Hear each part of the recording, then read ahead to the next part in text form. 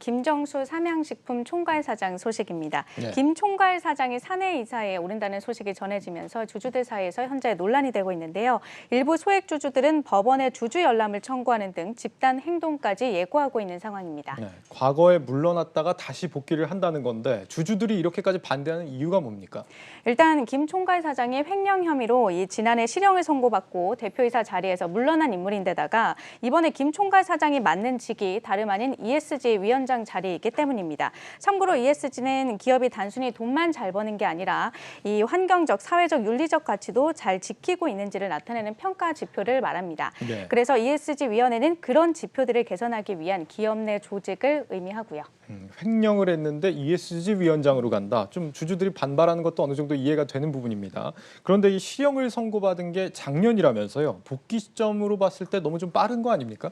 네, 맞습니다. 이 오는 26일 주주총회에서 사내이사 선임안이 통과되는 시점으로 놓고 보더라도 1년이니까 좀 빠른 편입니다. 그런데 사실 김 총괄사장은 그동안 등기이사로 등재되지만 않았을 뿐 지난해 10월에 이미 경영에 복귀를 했습니다. 네. 회사 돈 49억 원을 횡령한 혐의로 지난해 1월 징역 2년, 집행유예 3년을 선고받고 2달 뒤 대표이사직에서 사임했다가 7개월 만에 돌아온 거죠. 그래서 소액주주들도 이 점을 문제로 지적을 하고 있는데요.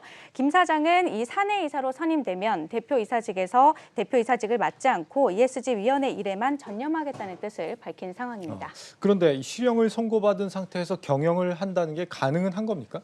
네, 가능합니다. 이게 특정경제가중처벌법상 횡령으로 유죄 판결을 받으면 취업 제한 대상자가 되기 때문에 일정 기간 취업이 힘든 건 앵커가 말씀하신 대로 맞습니다. 하지만 법무부에 취업 허가 신청을 하고 최종적으로 법무부 장관이 이를 승인을 하면 다시 취업이 가능해지는데요. 김 총괄사장은 지난해 10월 당시 추미애 전 법무부 장관의 승인을 받고 취업 제한이 풀렸습니다. 그렇군요. ESG 위원장을 맡겠다는 게 본인의 의지인 모양인데 아무리 봐도.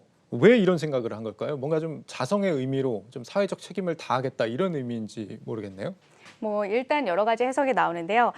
김 사장의 회사 기여도를 무시하기 힘들었을 것이라는 분석이 나옵니다. 사실 삼양식품 하면 불닭볶음면이 제일 먼저 떠오르는데 이 실적도 불닭볶음면으로 인해서 굉장히 많이 뛰어오른 모습입니다. 그런데 이 불닭볶음면으로 삼양식품의 이 화려한 재기를 이끈 인물이 김 사장이었던 겁니다. 실제로 이 김 총괄사장이 법무부로부터 취업 승인을 받은 것도 이 회사 성장에 기여한 점이 상당 부분 반영된 결과라는 얘기가 들립니다.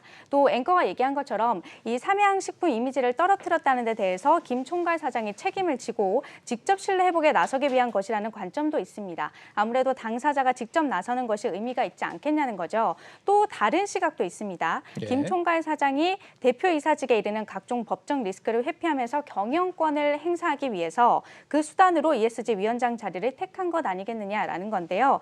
회사 경영에 대한 영향력은 그대로 위치돼 대표이사라는 이 무게감은 덜어내기 위한 방편이라는 관점입니다.